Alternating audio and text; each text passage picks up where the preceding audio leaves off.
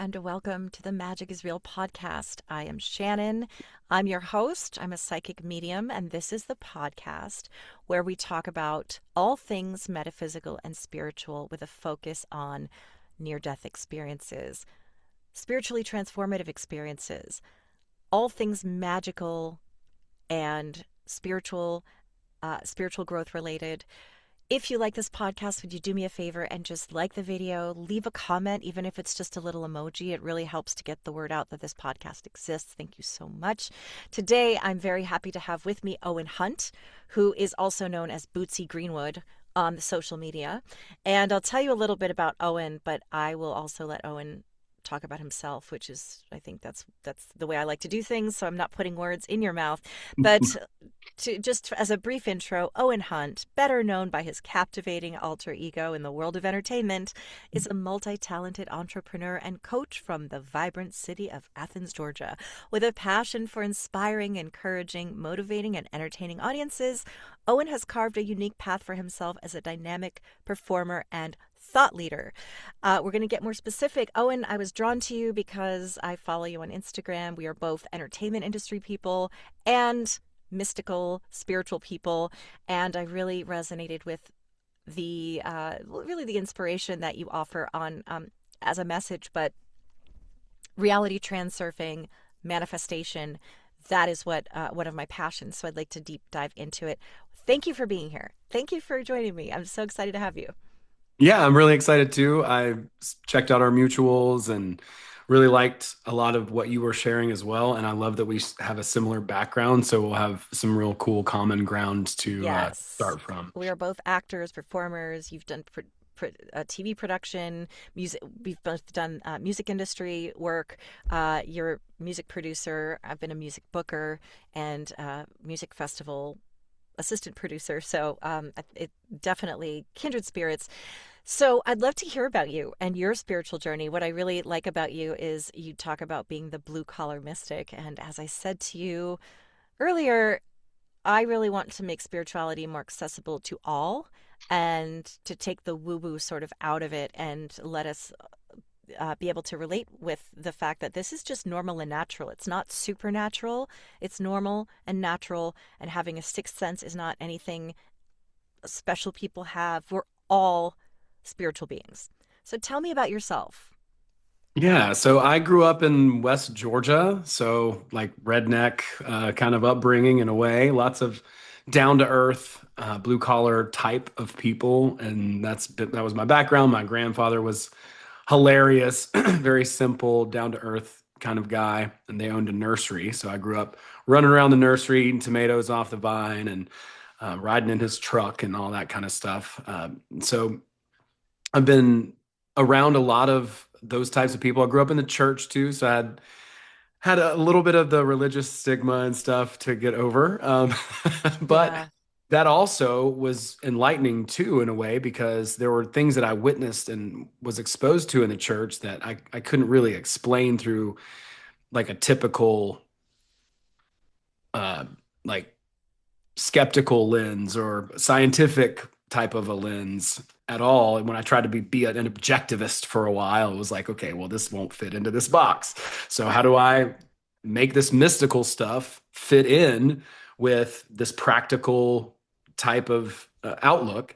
And I really share your heart there in what you said, where you're talking about specifically connecting with people, not talking over them or being holier than thou or having some grandiose message, but just, hey, look, we're all experiencing reality. No one can tell you what's really going on here.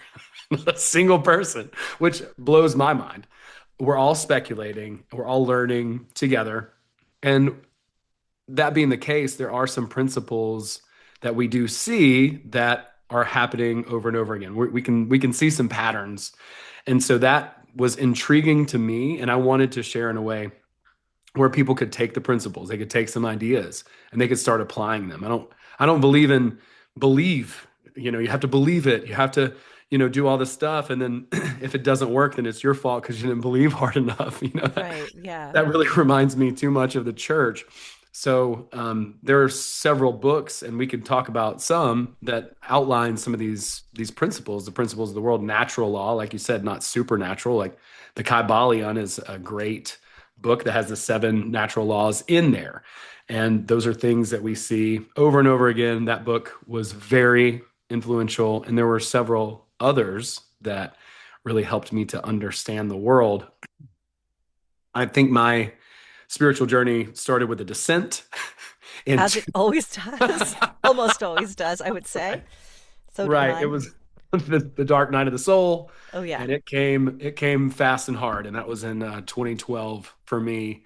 And for a couple of years, it was just conspiracies and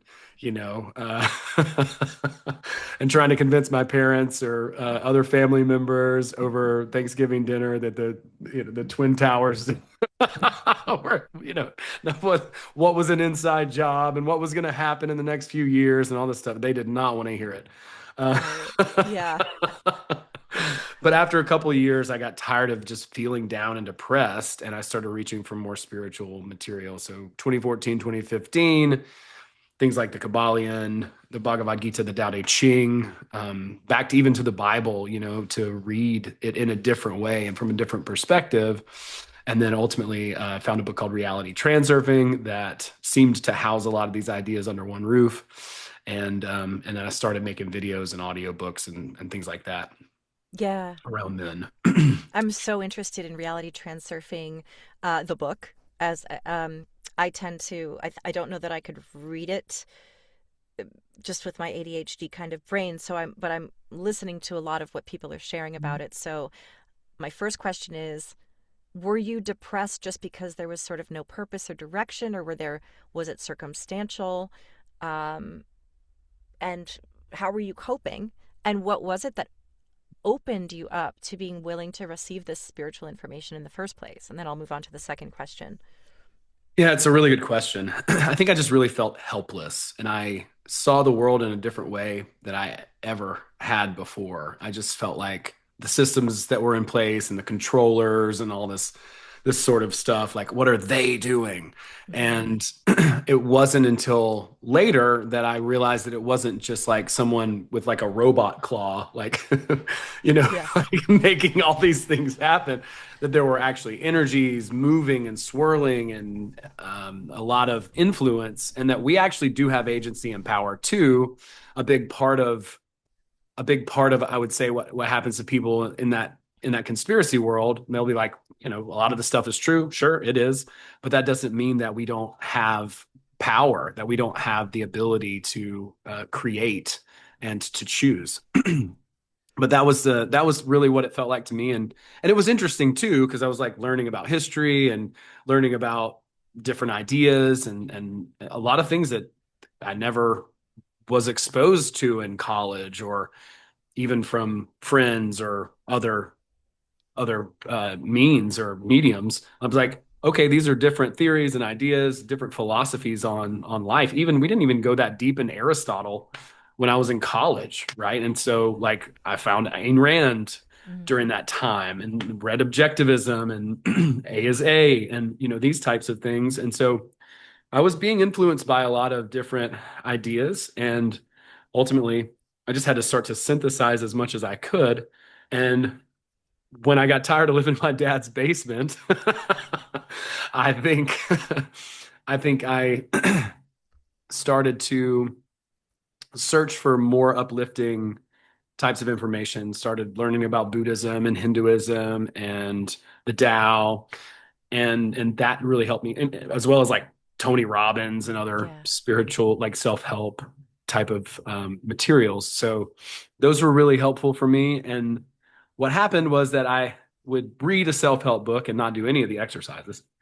And I wasn't really making much progress other than just kind of spinning my wheels for a couple of years until I found that reality transurfing book. And it really brought all these worlds together and gave me a framework or a model that I could operate from, that like I could like install as an OS and be like, okay, well, now I see a more holistic view or picture of the world and how it functions. Yeah. So let me just first, what were you doing with your life? Not that there's other than existing. I mean, obviously that's valuable. But what did your life look like? And then also, can we talk? Let's talk about that book. I want to hear. Yeah, for I want sure. to hear all about it. So, Yeah. yeah, at that time, what were you? What were you into? What were you doing that either brought you joy or were you just sort of functioning? What was happening at that time? I know you said you're living in your dad's basement, which is no shame in that at this point, but I kind of Right, wish I could live in my parents' basement and occasionally go back there right. to do that. But yeah. Yeah, so in 2012, I was ending a 5-year stint as a raft guide. And I was learning all this stuff about the world and annoying the shit out of my girlfriend at the time about all these new things that I was learning about the world. But it was already time for me to move on from there. I had seen basically the limits of where I would go as a raft guide. I mean, I could become like a raft manager or something and then boss my friends around, but then not even get to go rafting. So I was like, okay, well, I want to do something different. And so I came back to Georgia. I was in Montana at the time. I came back to Georgia and started working on a tree farm in 2013. And I wanted to be an entrepreneur and learn and do everything that I could. So while I was on the tree farm, I was listening to a lot of books, Self-Reliance by Emerson, As a Man Thinketh by James Allen, just anything that I could find, lots of old, new thought kind of stuff. And and then during that time, I was really just trying to get established um, and begin to understand the world around me and pull myself out of that pit. When I first came back, I was in my dad's basement, and then I moved once I got that tree farm job. And that allowed me to pay rent and to live in a town, which was Athens, Georgia. I'd moved back. And that allowed me to do a little bit more exploring and have my own space and do that kind of stuff. So I started pulling myself up that way, 2013, 2014. And then 2016 is when I actually discovered the reality transurfing book. So the things that I was doing were really focusing on um, finding a way to become an entrepreneur, finding a way to do something unique and different and build something outside of just working for someone else. And I didn't really know how to do that until I found the transurfing book in 2016. Yeah, let's talk about the book. I want to know all about it. Who wrote it? What's it about? What what specific things spoke to you? Wherever you want to start. So it was really curious the way that I found it because I was doing like a course at the time and like online and the instructor just basically whispered it under their breath. And I just knew I had to find it. And I found this electronic version of like the first part of the book. It's actually 5 books put together. I didn't Yeah. know that at the time. But so if you buy it off Amazon, it's like 900 and something I know pages. that's why I haven't read it. I Right. have yet to finish a book since I was a I'll, kid. honestly, like I might not have ever read it if I would have known it was that long. Yeah. I found that first section and it it was giving me stuff that I had never found anywhere else. So it really blew my mind. In the first part of it, he talks about a dream that he had where he goes into this beautiful, amazing village and there's an overseer there and he starts talking to the overseer of the village and the overseer is like, you could have whatever you want. You could live here in this village if you choose, if that's what you chose. And in the dream, he's like having an argument. He's like, no, I couldn't, blah, blah, blah, basically to this overseer.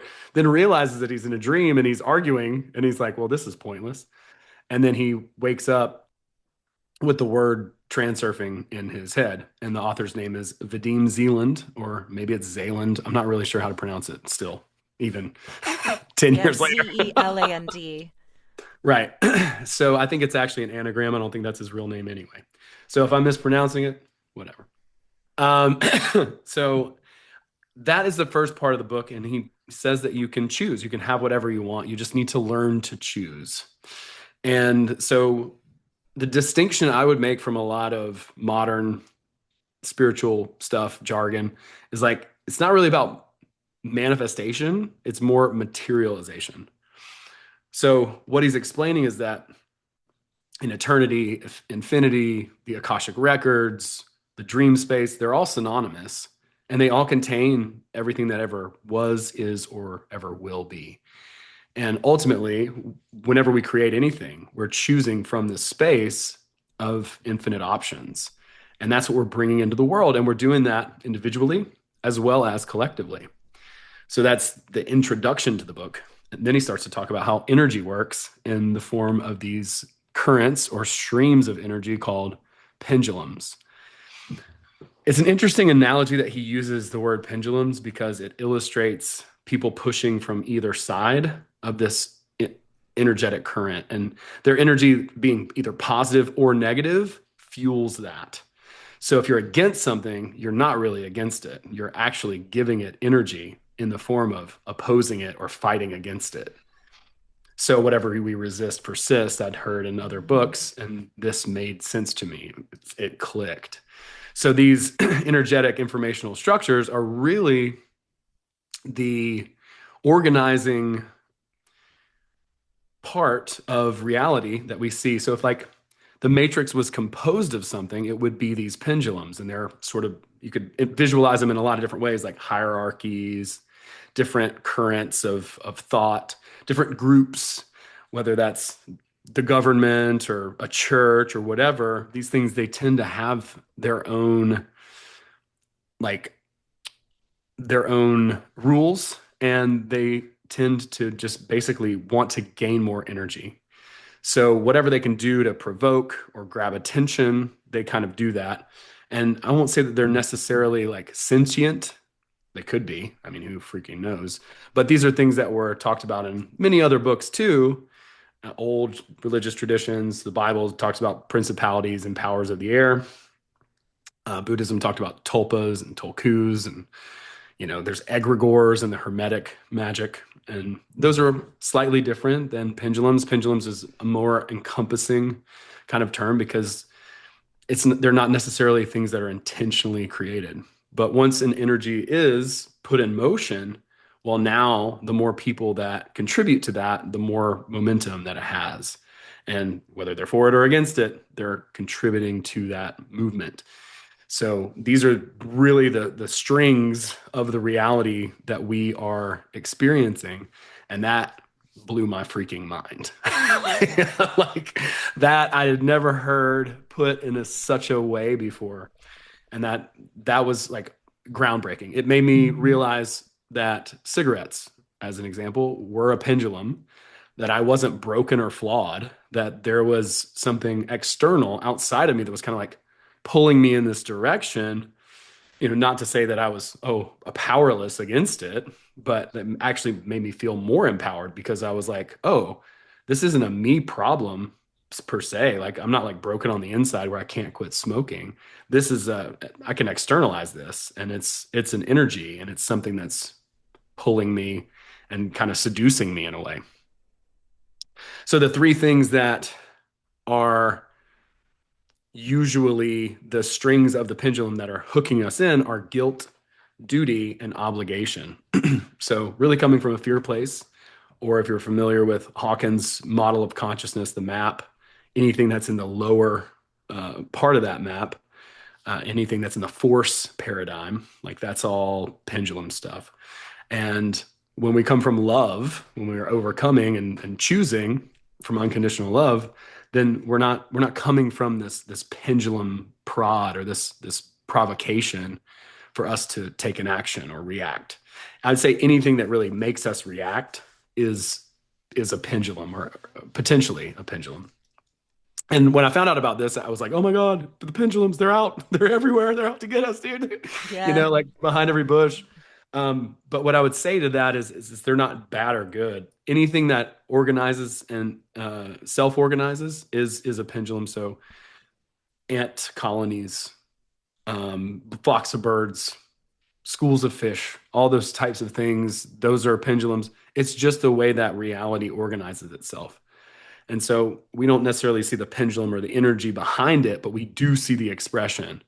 And if you want to look at an example, look at any protest, look at any group like a football game where people will paint their faces. People will do things that are very out of character that they normally wouldn't. Maybe they yell at someone who they would ordinarily be really good friends with because they have a different color shirt on. These are the types of things that people are reacting from and to through the energetic aspect of the pendulum. So whatever those things are that kind of grab our attention and pull us, those are all pendulums. And usually we're reacting to them because of some fear response. So guilt, duty, or obligation. Oh, yeah, that's so interesting. It makes so much sense. That makes so much sense. And I used to be a smoker too. I had the hardest time quitting. I remember thinking, I'll never quit. How am I going to quit? How am I going to go to a coffee shop and not have a cigarette? How am I going to still, so I was in college. It was like, how am I going to study and not have a cigarette? How am I going to do anything without a cigarette? Now I can't even imagine having a cigarette. I wouldn't have a cigarette. Well, if you paid me, I might, but just one. But really, it's like I don't know well, it's a chemical dependence, but it's also like a comforting, a self-soothing when we don't know how to soothe ourselves. I've always struggled with anxiety, so it was like, even though I don't really know that cigarettes in themselves actually soothe anxiety, I mean they do to some degree, but really they just always made me feel worse. And alcohol too was something I never had a addiction to, but I drank a lot at a certain point in my life, and that was always just not being comfortable with myself, not being able to show up fully and not feel anxiety and not have social anxiety and not be uncomfortable in my own skin. Um, what can, yeah, so I think that makes a lot of sense to me. Yeah, I had the same thoughts. Like I'll never be able to quit this habit. Like I'm always going to be a smoker. I really felt like that was the truth for me. And Yeah. this particular idea was able to open me up and make me realize, oh, well, I don't have to, this isn't who I am. I Yeah. think that's really the sneaky thing about the pendulum is that, let's say that you're part of, it could be anything, like a roller derby team, that slowly becomes your identity. Hmm. And so you start to have an identity that's not really who you truly are at the deepest level, the truest part of yourself.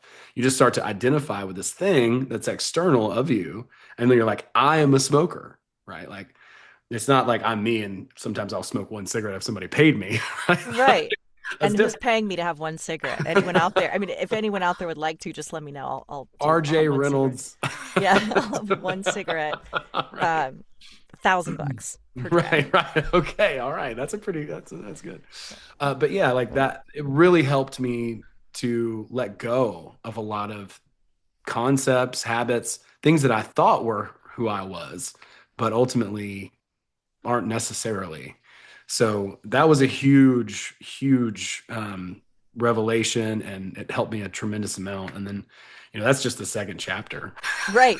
Well, let's go from so okay, so now you know it. But how do we apply that? Hmm. Like, Right. okay, I don't have to be a slave to this. Great, but I am.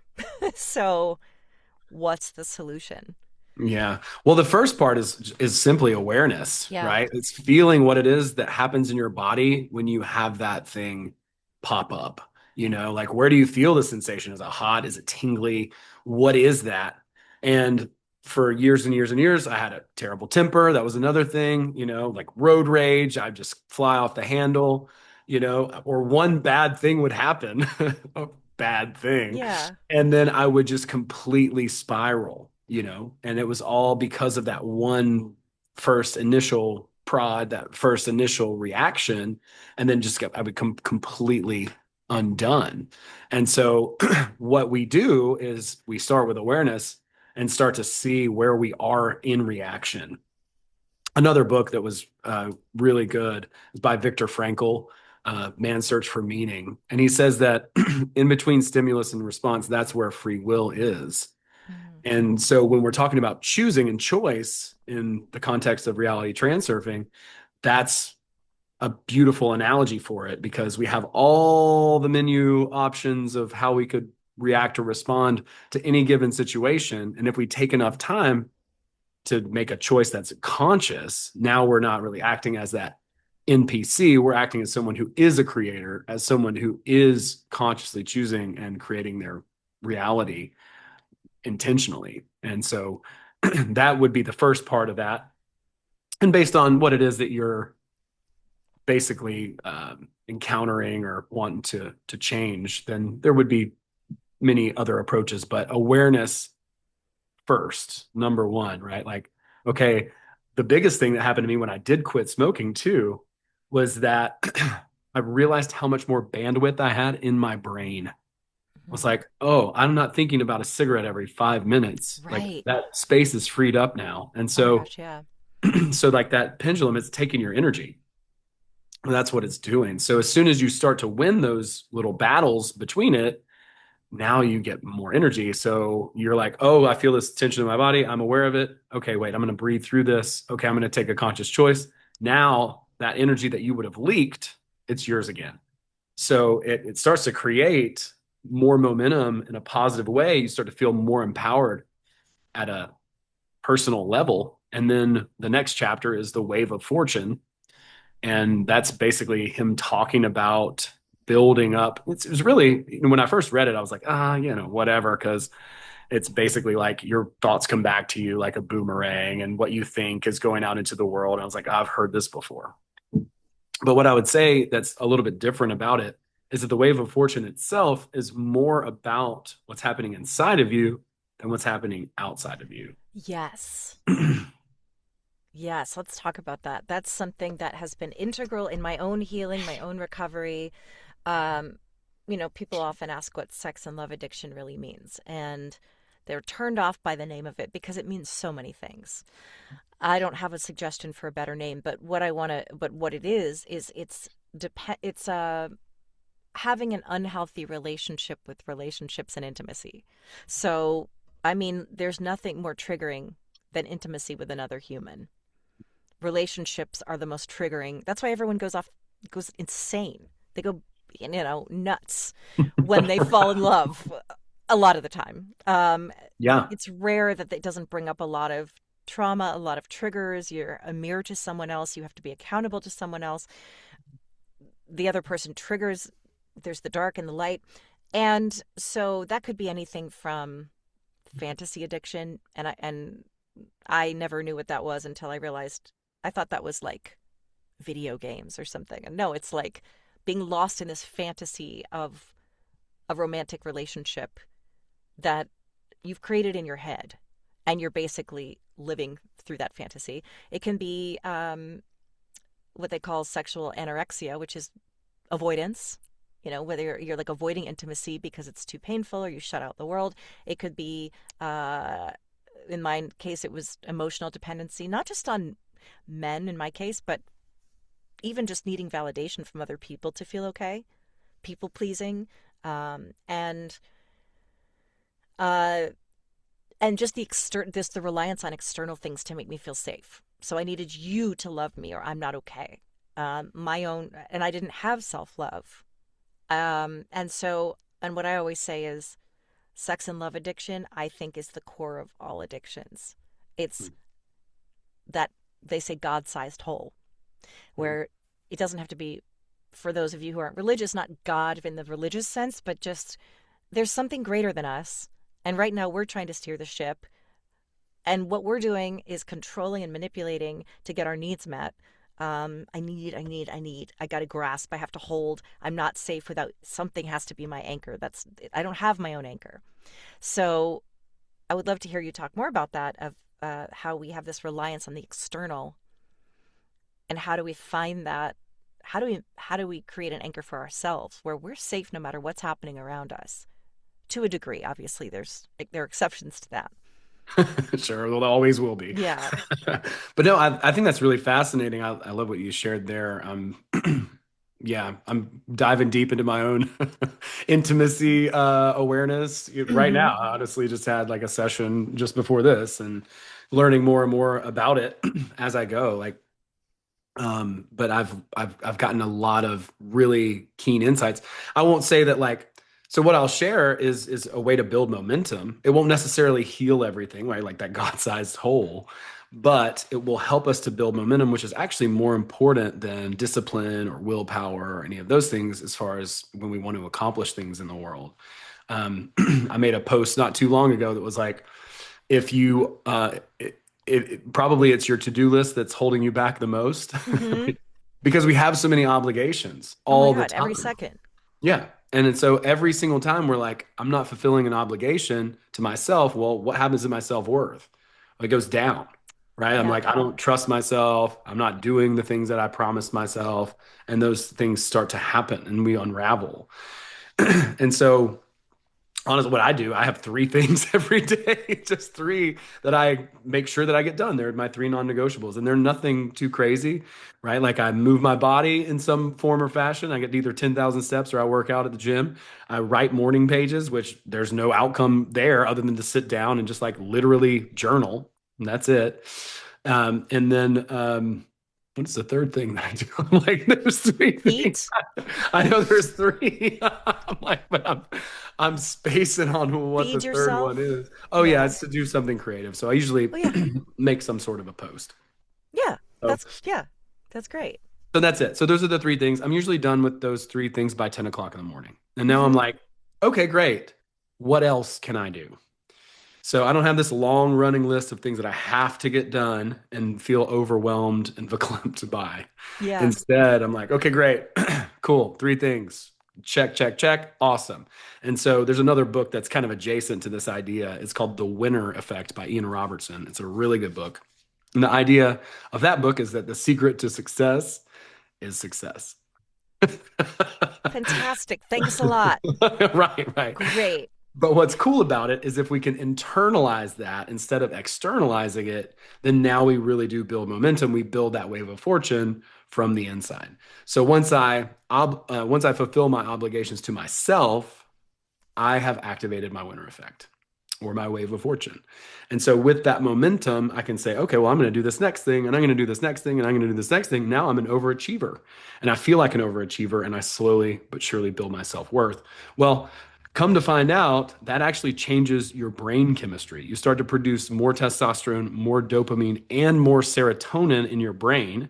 Now your brain starts to open up. Your brain literally will start to see possibilities that were always there, but couldn't see it before because you were like in lack. You know, we could say Yeah. lack and abundance. We could make that distinction here too. But literally, the chemistry of the brain changes when we start to operate in that way. So it's a simple, straightforward hack, but it's like the way that we're speaking with ourselves, the more that the way that we're interacting with ourselves internally, that's really what's going to give us the option to succeed in the physical realm. But it starts on the inside. It's as within, so without, not the Mm-hmm. opposite. It's private victory precedes public victory. So those are that's the next part of the book that starts to, leverage that. So it's like we've learned about pendulums, which are these things that are, kind of like potentially roadblocks or things that can sabotage us. And then we can learn to use our energy and our attention and our choice to focus on these positive things inside. And when we do that, it literally changes the way that we perceive the world and the way that our brain is functioning, like, which is pretty cool. Yeah. I know. I love what you said earlier that it's some people like to call it manifesting. This is more of what was the word you used? Starts with an M. I like materialization. Materialization. That's the word I was looking for. And I love that because even if you're not woo woo, and I tell people this because I'm really into manifesting, but even if you can't understand it, if you think that's too airy fairy and it just seems like magical thinking, it's also neuroscience. So I'd love to hear you actually what you think about that. I'm not going to give my. I want you to just kind of speak to that. Yeah, it is. It absolutely is neuroscience. It's this is old too from the Bhagavad Gita, where in the Bhagavad Gita it says that you're entitled to the action but not the outcome. So you're entitled to the action, but not the fruit of the action. So if we can become more process oriented, then we're going to have better results. And the idea of like manifestation, I think the reason why I use a differentiating word is not because it's not technically accurate. It's Yeah. absolutely accurate. It's just that it's become like almost hijacked. And it's like this thing where it's like you just order like out of Amazon shopping cart Hmm. type of a thing. And I mean, you can find ways to pull things toward you in this way. But I think where people really go wrong is they're not really coming from alignment anyway. And if you're not coming from alignment, like what do you need XYZ random thing? It's just a show, it's like an ego flex. That's not even in that's not even in resonance with who you are truly as an authentic person. So what is the right thing for you to manifest versus me? They're not the same thing. And it's like just getting stuff. Like we've turned like Yeah. spirituality into Western like consumerism, you know? And so to see beyond that and to understand that it's really the experience that you want, it's not the Yes. thing itself. Yes. And that's a lot of what manifestation coaches talk about. They do also say, just order it. It's like, and trust that it's on the way. And I have conflicting feelings about that because I love to live in that fantasy. As a fantasy addict, I'm like, oh, cool. So I can have anything I want. Um, but they're like, once you put in your order, if you're at a restaurant, why would you doubt that you're not going to get your pasta? You know, it's coming. Just wait. But the other part of that is, I just lost my train of thought there for a second. But oh, also the other thing that I sometimes struggle with though is like, is it in alignment for you? Because I can say I want to work. Oh, I see a job listing and I want that job. But you don't actually know that behind the scenes the boss isn't toxic, abusive. You don't know that that company is actually above board, for example. Like what if it's corrupt? What if it's run by corrupt people? But what you want is the what is the idea of that job? Because what is it about the job that calls to you? I like the idea that it's work from home. I like the creative aspect, etc. So more important than saying a I want to work for ABC company is what type of a role do I want and why do I want that? So can you elaborate on that? Yeah, it's the essence. Yeah. And so we each have our own essence too, right? It's that, and what I've learned through doing this work is that when you move in that direction and you do all the things, you place your order, you know, and you take Yeah. your actions and you move one step in front of the other. It's like you're going to put the application in for that job. You don't expect them to just call you, right? Like that's not Yeah. that's delusional. Right. Right. But in order to have something that matches that essence, it's work from home. It's you know a really cool industry. It's something that I'm excited about. There may be an even better option than the one that you find that you apply for, that you do the application and you send Hmm. that in. Meanwhile, someone mentioned you mention it casually over dinner that you applied for this job, and then someone's like, you know, I have a friend who works in a similar role. I'd be happy to put you guys in touch. You could just ask him a few questions about it or something Right. like that. Then all of a sudden, there's a better opportunity that you find through some other unseen avenue. But in my experience, you've taken the action too and shown up and shown the universe, if you want to, you know, speak in those terms, you've shown yourself that you will commit. That's intention, Intention. which is another, you know, chapter in the book. Oh, I want to talk about that too. Um, I actually do want to talk about that intentionality because desire is one thing, and a lot of manifesting coaches will say if you desire it, it's because it's already yours, because it was meant to be yours. That's why you desire it. Now, I don't know that that's true because when I was an addict, well, I will say I am an addict, but in my addiction days before I had recovery under my belt, I wanted things that were bad for me. I wanted things that were very bad for me. And had I ended up with them, my life would have been significantly worse. And in some cases, I did get them and they showed me why they were not healthy for me. And that was part of my journey. So um, that's the tough thing. Is like sometimes we think we know what's best for us, but as I always like to say, you can't always get what you want, but you might just get what you need. I wrote that. But you know, Thank you. uh, Support it. I like, yeah, but I think there's also the element of in everyone's highest and best good. So Yeah, there's I that think as so well. too. Yeah, I think so too. Yeah. So, yeah, the differentiator there between desire and intention, I think things do start out as desire, but intention, it's kind of hard to define. You know, it's an interesting word. How he defines it in the book is it's the determination to have an act. So that's how he defines it. And the if you go look up the book on Amazon, the like whatever you call that, like it's not a subtitle, but it's like the slogan of the book. It's I do not wish, I do not hope, I intend. Mm. So that's really the point of the book, right? Like choice is contingent on intention, and it's by making a commitment is what I would say. Like it's a committed, sometimes it's an action, but not maybe not always is it an action, but it's like I'm moving in this direction and putting one foot in front of the other toward this goal, this thing that feels aligned for me. Now, we may go down that path and be like, "Oh, well, we need to iterate." And that's cool too, right? Like sometimes we think we might like, I thought I would love scuba diving. Well, I would still think that I would love scuba diving if I never tried scuba diving. When I went down scuba diving, it came up, nose bled, couldn't clear my ears, hated it, felt so claustrophobic, cut my hand on a coral. But like, I mean, just Yeah. it just wasn't a fun experience. I thought it would have been way cooler if I would have bet the farm that I would have been a scuba instructor before I tried it. But had I not tried it, I would have never known.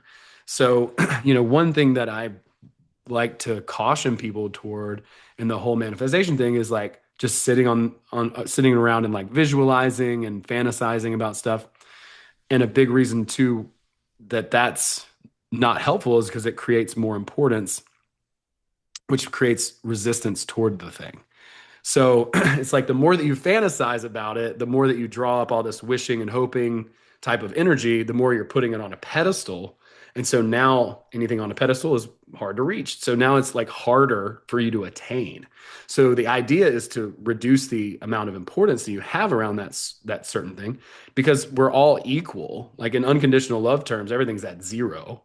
Like no one's better or worse, no thing is better or any worse than anyone else. But because we're human beings and we'll put things up, and be like, idealize it. And when we idealize something, now we have all this glamour around it and all this excess potential about it.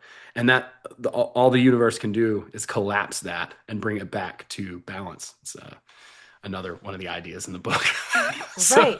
Yeah, and there's a lot of talk about letting go is really the key to manifestation. And it's so tricky because it's a fine line between I want this, but I can't need it too much because then it creates an energy of desperation and fear. And what if I don't get it? And a fear of lack. And then also being like, hey, and I'll even speak from experience. I'd love to hear your experience too. Is I find when I really want something, it's such an uphill battle. Like when I'm like, but I just want this thing. And then the few times where I've just sort of casually thrown something out there, like when I was living in Prescott, Arizona, and I was not sure if I wanted to stay there or come back to LA, I thought, I wonder if I just moved to Joshua Tree because it's kind of an in between and it could be more affordable.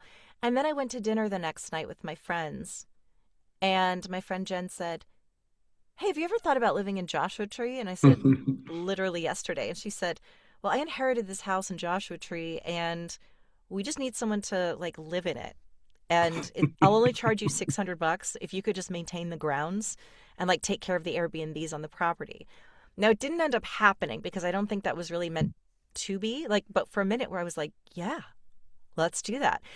And the other day, my housemate said, she's like to herself, but she also expressed some of this to me. She said, I just watched all the Harry Potter movies, but I've never read the books. I'd really love to have some. I think I want to go get the books so I can read them. She told me I need a workbench for the garden, for my gardening. It would be great to have that. And she was just telling me I need to get some more storage baskets. And she's into feng shui. So she's like, do you have any glass jars? Because we need to do some salt cures around the house. I said, I don't have them. Maybe we'll go to the dollar store. Yesterday, she's driving down past her dog sitting gig down our street. Somebody left out a bunch of baskets filled with glass jars and Harry Potter books and a workbench. Literally just everything she literally just said offhandedly in a pile, free for the taking, just free here for the taking. She brought them home. She said, Shannon, was I not just, I said, wait, so you went to the dollar store? No, I didn't go to the dollar store. They were right there on the sidewalk. We were just saying we need to get glass jars. So what is that about? Or what is your experience with that? And like, how, I just got chills. Like how, what? Like, what do Right. you mean? Is that magic? Is that aligning yourself with the proper, we have these different dimensions of possibility. So from a metaphysical perspective, what is going on there? Um, how did that happen? And also the Yeah. fact that it wasn't that high stakes. Right. Right. Yeah. Well, I think that might have something to do with it from what we were talking about. Yeah, As far as what's going on, it's hard to know, right? Like right. what Jung would call it like a synchronicity. And there are just too many of these type of happenings to ignore. They're all the time. They happen Oh, constantly. all the time. That's why my podcast is called Magic is Real. Right, right. It's Yeah, the literally why. statistic, yeah, there's no statistical way that these things like that could happen as often as they do. It's just not even close. Yeah, So it's amazing. And I love that. Like, I think that's so cool. Like, hey, I need these things. And yeah, again, like those weren't like heightened, like in importance of this big grandiose thing. Oh, we're going to do this big thing. And it's like so important, such a big deal. It's like, oh, well, we need a couple things, right? Like, and so then she goes out of the house and they just so happen like the to whole be. Harry Potter series. Like that's all that's sitting in the basket with some glass jars. What do you mean? What do It's you mean? amazing. It's amazing. Like Yeah. what? So maybe it is you put your order out to the universe, but I notice that when I'm a little more, oh, what if that happened? And the manifesting coaches talk about that. Like, just say, wouldn't it be nice if? The thing is that when I do that with the intention of, wouldn't it be nice if I had $1 million waiting at my doorstep? It doesn't happen. But if I'm like, wouldn't it be cool if I just could find some cool jars? So there's something to that low stakes thing. Like, wouldn't it be awesome if I just won the lottery?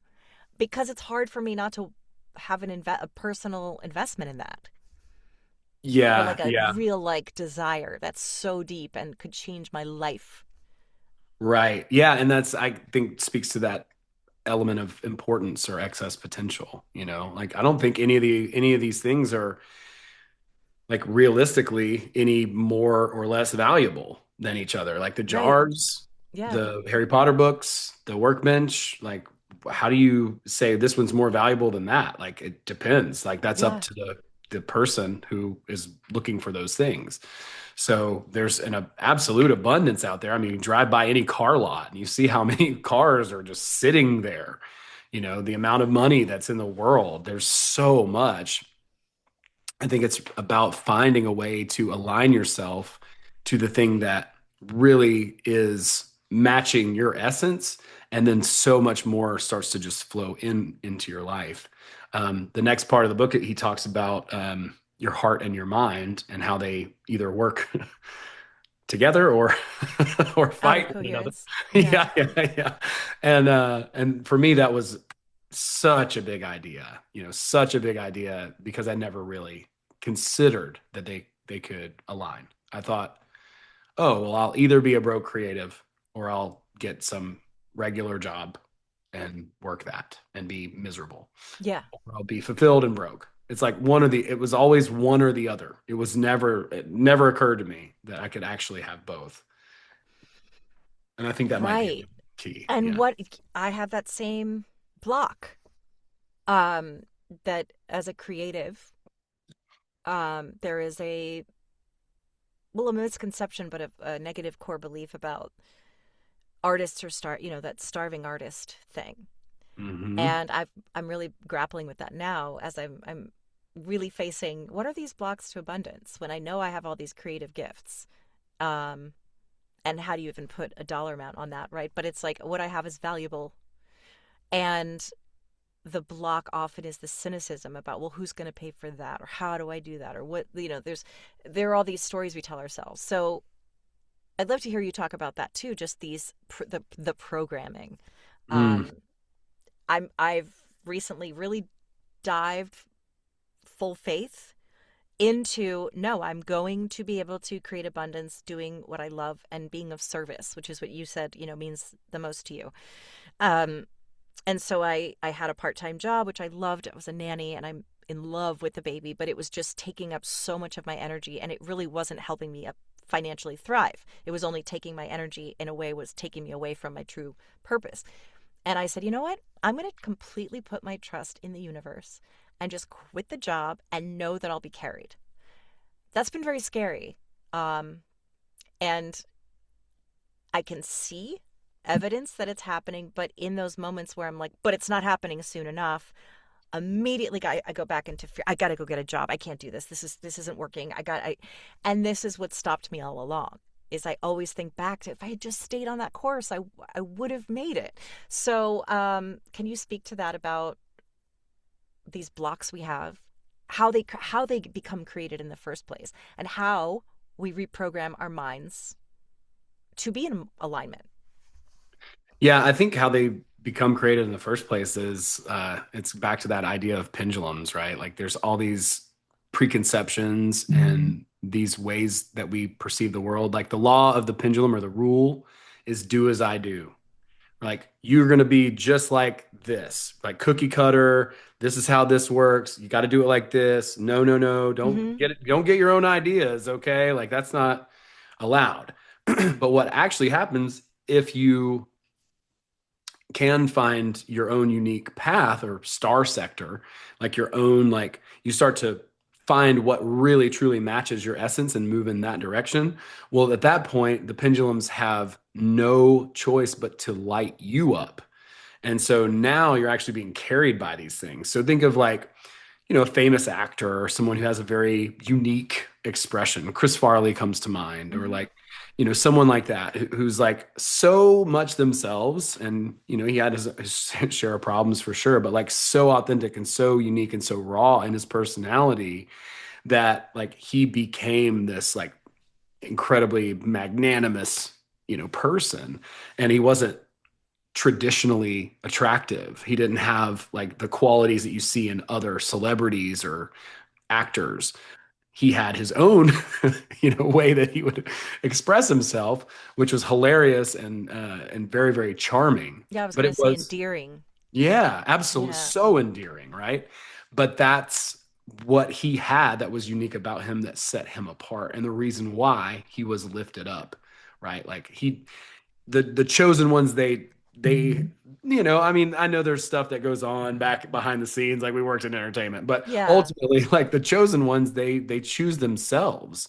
Like they're not just sitting around one day and then somebody's like, oh, you could be a star. It's like Right. they Right. they're like they're actively working on what is different about them and how they're unique and what they can do that no one else can do. And we all have that same capacity. We all each have our own energetic signature, our own essence. And when we align that heart and mind, that's when that charm, that radiance, that attractiveness comes out, and it's very, very easy for people to see. So I think that's all developed at a young age, where it's like we're in the system. So like our heart is the thing that has that essence, that personality. It's perfect. Your heart's perfect. Your mind is an amazing machine that can conform to whatever environment that it's put into. So if I'm born in China, I speak Chinese. If I'm, you know, whatever, right? Like whatever culture I'm going to assimilate the norms of. So like that's the mind's job. So we're not a blank slate when we come into the world. We have our own essence, we have our own expression, our own personality, but the mind is a blank slate, and it's programmed, and it's basically programmed by the pendulum. So that's where that starts. That's where that comes from. And I think when we start to open up and identify our essence and really understand who we are, that's when we can begin to differentiate ourselves. And then once that starts to happen, then we start to get lit up by the system itself. And that's how we can have success. Like no one was doing what Michael Jackson did. You know what I mean? Like no one was. Think of any person who had just a very unique presentation. Salvador Dali, I mean, fill in the blank. Hulk Hogan, I mean, Yeah. whatever, right? Like they all have their own essence, their own expression, their own way of being that's different than that sets them apart. And the more that they lean into that, the more that they're carrying their own momentum. And that's like the path of that self actualization and really understanding our deepest gifts. So yeah, that was the first part. Well, Yeah, alignment yeah. in terms of the metaphysical principle of there being different endless possibilities for so we could be living and parallel universes. I'm kind of interested in that and your thought about that there are different versions of ourselves in this one. And, Mm, and it reminds me of one of my favorite quotes by Sylvia Plath about from the Bell Jar, where she talks about she's like, I could have chosen all these different paths to be a mother, to be I don't remember the wording of it exactly, but she was saying the thing is that I get so paralyzed with all of my potentials that I just end up freezing and then all of the branches wither and die. And at the time when I read that, which was yeah. back in my depression days and addiction days, I related so much because I felt like this. I always feel like that I always had this like creative energy, but I didn't know what to do with it. And it was like, but what if I choose this one and then I neglect this one? And that's now I know I have ADHD, but I didn't realize that then. And it's like, if I go this way, then I won't experience this. If I'd gotten married and had kids, but I don't, and so it's like we make these choices, but I would love to hear your take on the idea of maybe parallel realities or different versions of ourselves and us really just aligning with the one that we desire. Yeah, I Potentials. yeah, so there's so many. I mean, there are probably so many different that is a really powerful quote. I just want to say like that's because I think we do have to choose, right? And choose is in the Latin, it's like I might botch this, but it's like desesar or something. It means to cut away. Yeah. So it's like a choice is like, I'm not doing this, I'm doing this other thing. And with our energy and with our choice, what is it that we're pursuing? I think we only have a limited bandwidth to bring into this reality so much, right? Like I can't be the version of me that's like, the governor of, Georgia, Yeah. and then also, a rock star, and then also a pro football player, and then also, like there's only so much we can do. I would say that I believe 100% in the parallel universes, that infinity is real. I think that we share this one material reality too. So I think, people hear like an idea like quantum jumping or jumping timelines. It's like, oh, I'm just going to wake up and like all of a sudden, I've got a six pack and I'm like, I'm like all ripped, it's like, Right. That's where intention comes in. right. And then sometimes you have to take the fortress by lengthy siege and chart out a course and say, okay, here's what I would like to accomplish. I'm choosing this version. And I know that it's not going to come about next week just because I envisioned it and that's what I want.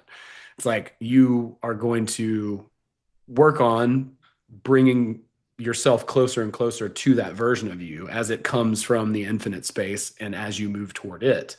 So it's kind of happening both at the same time. One of the things that he mentions in the book that I really like is that each person has a star sector. So there's something that's very specific and unique that you can do or contribute the gifts that you have that really match that match your heart and mind and how they work together. And so everyone has something that looks like that. And when we compare ourselves very often, I think that's when we get a bit off course because we're not leveraging our true gifts and talents. And it's like if, Jack White tried to be some other Jimi Hendrix or whatever, it wouldn't be the same. Or if like every comedian tried to be Jerry Seinfeld, it would just be like so boring and monotonous. But when Sebastian Maniscalco comes out, like he has a completely different expression than Jerry Seinfeld, and so everyone's got their own unique aspects. And when we can find those, like those are really the things to set us apart. So it's really an exploration in our own essence, our own gifts. And from all of the different options, there's probably one, or there's probably more than one, but there's certainly at least one path that we can move toward and choose that's going to give us the most bang for our buck, the most likely, Yeah. you And know. I think the fallacy is some people think, am I like, as a medium, people come to me and say, am I doing the right thing or am I on the right path? And most of the time, my answer is there is no right or wrong. I mean, there's obviously very wrong ones. No, don't do crack, for example. Like, please don't do that. All right. But also, it doesn't. It's not like there's a right or wrong. It's an adventure, and so people who are not spiritual might say, well, yeah, obviously we could do it. We could take all these different paths. There's nothing magical about that. I mean, it's like a choose your own adventure, and that's how I look at manifesting too. Is it isn't really a right or wrong. It's just what lessons do you want to experience. And I also do believe that our soul chooses our lessons in advance, so they're going to keep presenting us with the themes no matter which way we go. So it's almost like you can avoid it, like you're on the yellow brick road and you're like, okay, do I go right or do I go left? Well, your soul already knows I need to learn self-love.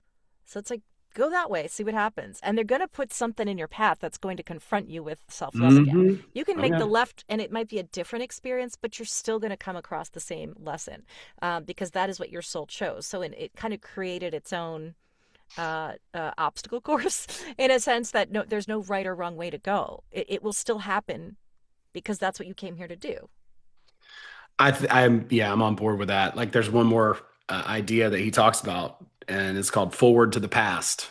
So it's like it's not really time travel so much as just like again that essence can be expressed in different ways. So let's say I get further into my life. If I would have known or had a stronger connection to myself earlier, maybe I would have charted this course and it would have looked different, but the essence of what I have and can contribute is going to be the same, even though it might be expressed different. So if you think about like a play like Cats and you see it on a high school theater stage in Oklahoma versus seeing it on Broadway, the essence of it is the same. The way that is expressed, the actors, the costuming, the venue, all that stuff, they're different, but the essence of it is the same. So it's like maybe it gets later in my life, or maybe I, miss this particular opportunity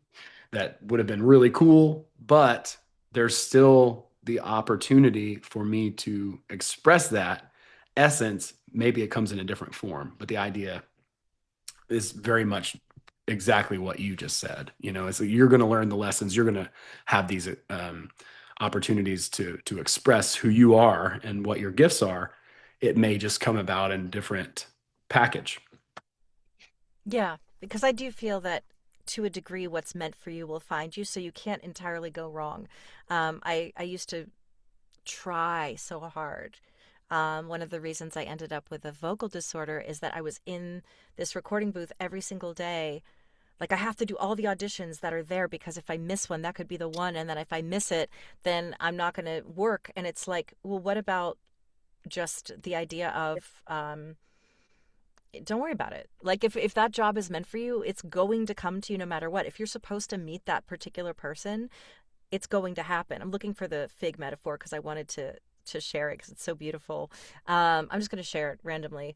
That's This is great. what Sylvia Plath said. She said, I saw my life branching out before me like the green fig tree in the story. From the tip of every branch, like a fat purple fig, a wonderful future beckoned and winked. One fig was a husband and a happy home and children, and another fig was a famous poet, and another fig was a brilliant professor, and another fig was e.g., the amazing editor, And another fig was Europe and Africa and South America. And another fig was Constantine and Socrates and Attila and a pack of other lovers with queer names and offbeat professions. And another fig was an Olympic lady crew champion. And beyond and above these figs were many more figs I couldn't quite make out. I saw myself sitting in the crotch of this fig tree, starving to death, just because I couldn't make up my mind which of the figs I would choose. I wanted each and every one of them, but choosing one meant losing all the rest, and as I sat there unable to decide, the figs began to wrinkle and go black, and one by one they plopped to the ground at my feet. She had ADHD. Now I get it. I know why she was so, yeah, I related so much with that. Yeah, that's really good. Um, there's a lot to that. Yeah, there is a lot to that. I think we all feel, I think it's a very universal way to just feel like kind of overwhelmed. You know, it's like I remember being in college and everybody, all the adults, what are you gonna do? What are you gonna do? You're like, I don't fucking know, dude. I'm Yeah. fucking 18. I'm barely even an adult. You know, like I have no idea. Like, so, you know, that overwhelm and that pressure to like Hmm. do this thing, you know, I think what can be really useful for that is to just try things. Just try. Just play and see what you like. Back to the scuba diving thing. It was like I hated it. I'm But I'm so terrified of scuba diving. Like, yeah. not that I have to be afraid because no one's forcing me to do it, but how beautiful it is down there. But the claustrophobia of it all and the, Mhm. the bends, like the risk of the bends Right, right. and hearing about people who've died doing it, it just doesn't, but I can see why, like you said, it wasn't the thing, it was the feeling. Yeah. And I got that through rafting and Yeah. doing other adventures, you know, because I love adventure sports. That's what I actually wound up falling in love with while I was trying all these different things. And I had the opportunity to do climbing and technical ropes and hiking in the jungle and all kinds of different surfing, like all these I'm different into all of that. activities. Yeah, and Mine's it surfing. was Yeah. all, you know, it was all a great exploration. What I fell in love with was whitewater rafting, and that was the thing. I It gave love me that, whitewater rafting too, so yeah. much. It's so fun. Yeah, So fun. I did it in Costa Rica on the border of Panama. It was like the best day of my life. I had that's the awesome. best What time. I used to work down there. You did. So I was in Puerto Viejo de Talamanca, and I did it. I think in closer to Limon. I think if I'm not mistaken, it was Was 5 years it the ago. Pequare? Rio Might have Pequare? been. It might have been. It was so much fun. It Did you was hike up just. to a big waterfall? It was a beautiful waterfall. Did we hike up there? I know we went under a waterfall, and I Okay. can't remember, but I just was like, it was like the most fun I've ever. I just was such a fun day. I had whitewater rafted on the Colorado River, but that wasn't fun because it was my friend's raft and there was no crew there to do all the hard work, and it was exhausting and tiring. Also gorgeous. Also fun until the end when it was like hours of having to break everything down. But like you Mm. said, I think the exploration of nature and the being part of nature is what drew you to the scuba diving, but the actual having to be in this mask and go deep underwater, our bodies don't want to do that. No, I hated it. And people love it. Like there's people who get off on it. They do the cave diving and all kinds of crazy shit. Ugh. The Yeah, I'm not. claustrophobia, the Mhm. also flipping backwards off. No, no, no, absolutely not. I will hike. I will whitewater raft. I'm pretty adventurous. I love zip lining. It's like every time when I've gone to Costa Rica, I'm always like, that's the first thing I want to do. But there, I have my limits. And so I now you work with clients, right? So talk. I would love to hear you talk about your work and what people typically come to you for, and how it is that you help them. What is it that you're helping them to discover? Yeah, so I have a lot of different clients. Some are in business, a lot of entrepreneurs. Some are building personal brands, actors I've worked with, and bodybuilders even. But I love what I do. I guess I would call myself like a mindset coach more Hmm. than anything else. Transformational coach. As well.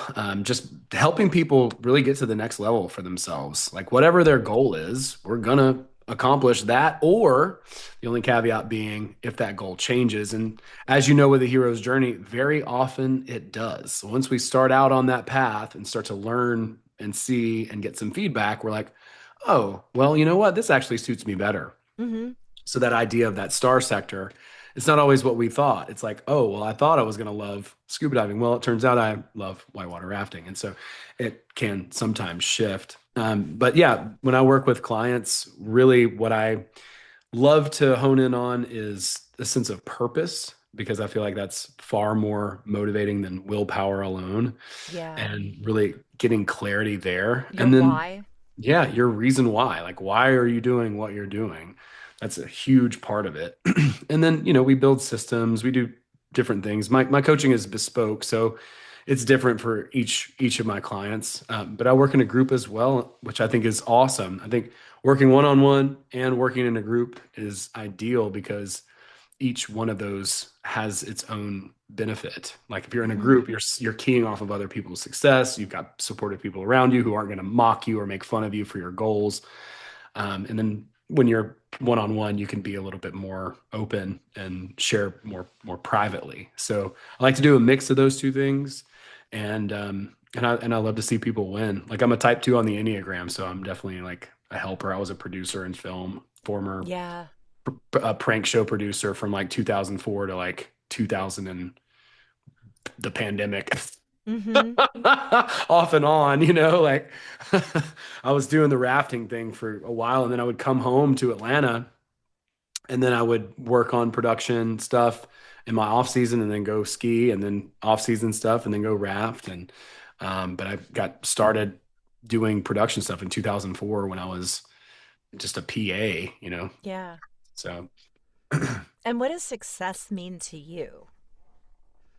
I would say it means fulfillment. It Mm-hmm. means it's an experience. It's waking up and feeling excited about what I'm going to do today instead of having to feel like it's an obligation. Yeah, exactly. And I think that sense of that's so true. I think it's important to think of why we do things because so much of what we as a culture do is because I have to make money. And I think it's really important that we find our specific purpose. And the programming is there. And I realized my own blocks come from I love my dad so much and he's so well meaning and he's 85. So he comes from a generation and he worked his butt off. Hmm. He emancipated himself from an alcoholic family dynamic when he was 14. He's like, this is not healthy. He went on to take himself through, went to UVA, Virginia Tech, business. But back then, you could kind of just get a job and do all that. Got a basketball scholarship at 5'8". He's not a tall guy.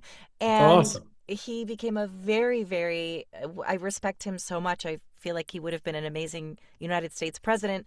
But he became wealthy and successful as working in corporate America, but that for him, he loves that. But the messaging I got, because he wanted the best for me, was, I mean, even recently he said, you don't do what you love, you do what you have to do. And he supported my whole family. I mean, he supported me and my sister, my mom. And the messaging has always been, you better get a job. You better do the right thing. It doesn't mean he does not also support me in my creative endeavors. But his logical mind is you need to have security, you need to do this, and if you don't do the following things, you're never going to make it.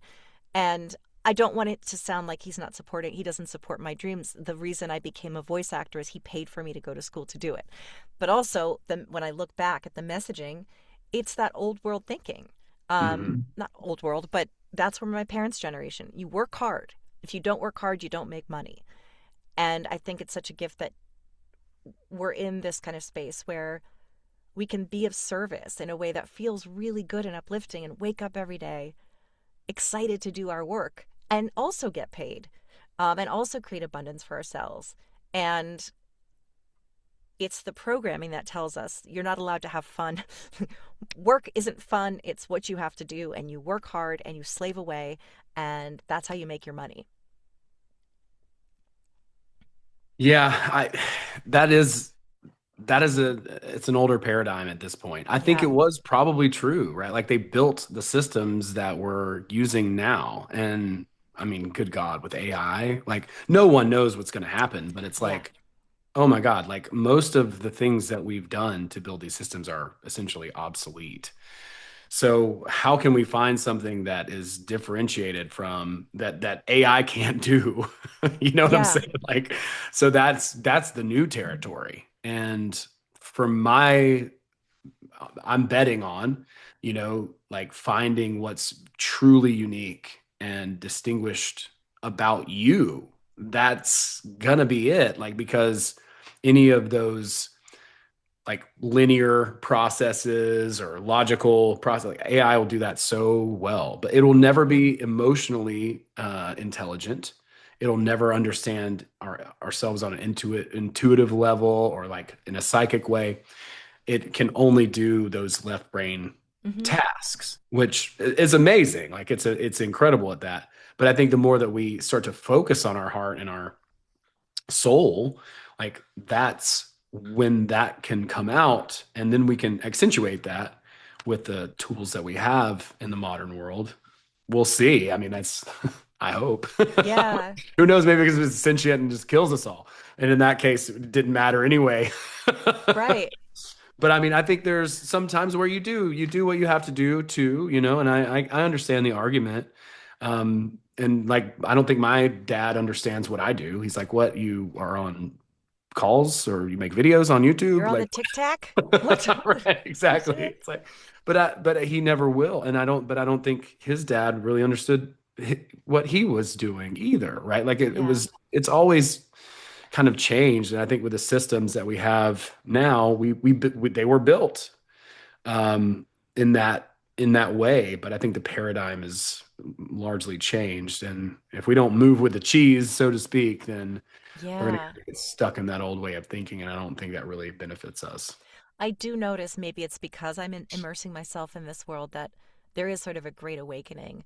When I was a kid, people kind of scoffed at this kind of thing, at all things spiritual were sort of like mediumship and psychic powers, and yet it's like people like Steven Spielberg were making movies about it, and it was, now I'm like, oh, he knew what was going on, like Close Encounters and all that. Like he was like, no, this is real. Like ETs are real, and ET and all of that, and Firestarter and like all of those sort of supernatural films that I grew up on, Poltergeist. I loved them, but it wasn't something that I think even just as recently as 10 years ago, I wouldn't have been able to come out as a medium and feel like I wasn't being judged. And maybe it's because I'm finding more and more like minded people, but I'm just finding that more and more people are taking it as fact. Like, I'm a medium. Oh, cool. That's something that exists. Oh, I talk to dead people. Yeah, we could do that.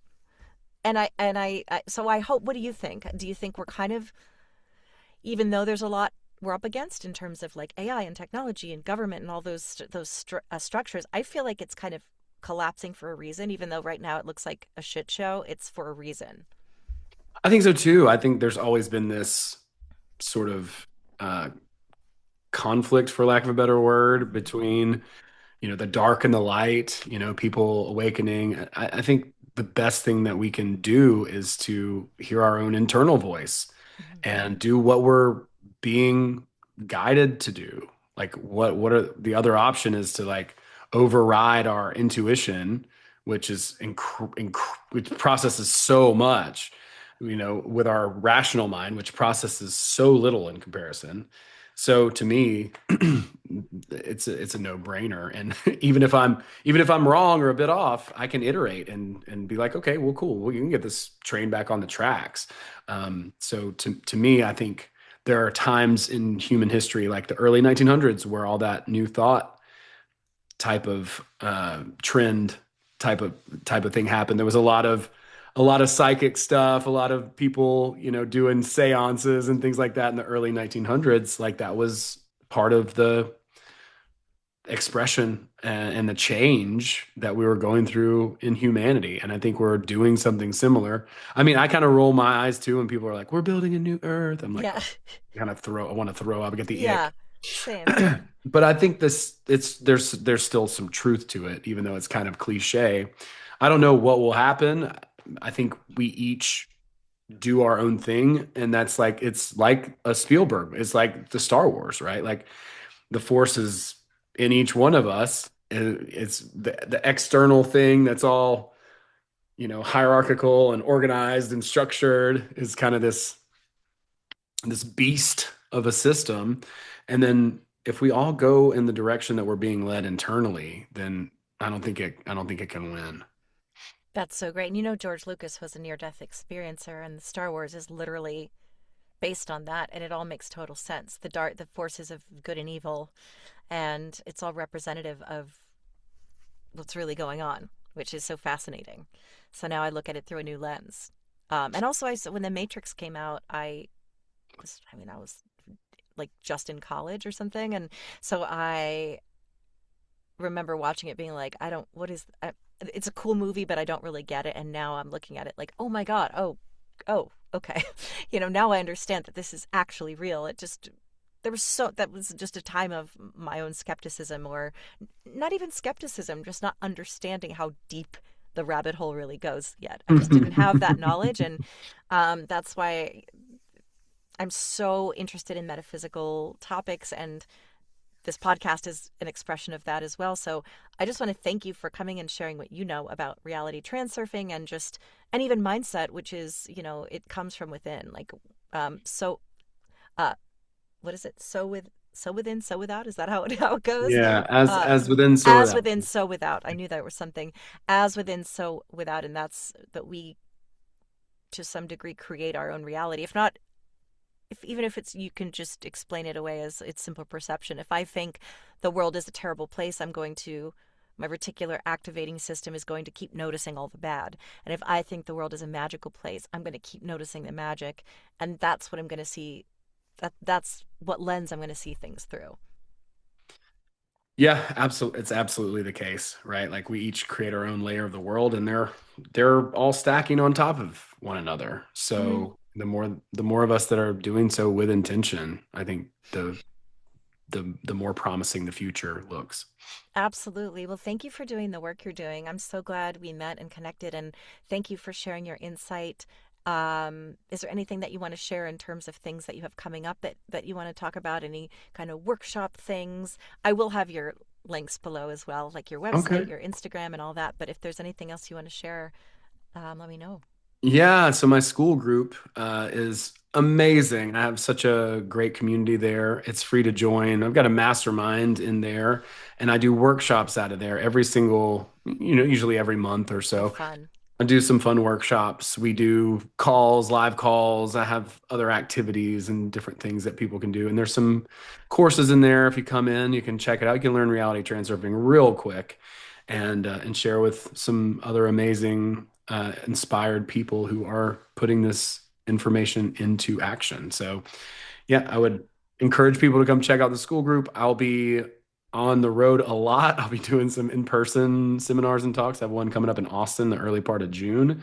Then I'll be in LA and up the West Coast in late June, middle July, Oh, let me somewhere. know, because I'll look at it. Because I'm in LA, and school is SKOOL. I'm gonna start a school event. I just have to get the time to focus on it. It's such a cool um platform. Is that what we're calling it? Yeah, It's so I'm definitely going to get on your in your group there. It's a community. It's it's so cool how it works. it's a vibe, dude. It's a vibe. Everyone needs to get on school. So No, it's yeah, that all. I'm so excited to check out yours, and just let's keep uplifting each other and inspiring each other. Thanks so much for your time, and we will be in touch really soon, because I'm excited for all the things you have coming up, and um, just so excited we're on the same path. Me too. Yeah, it's been a pleasure. Thanks for having me on. And yeah, I look forward to connecting again very soon in the future. Me too.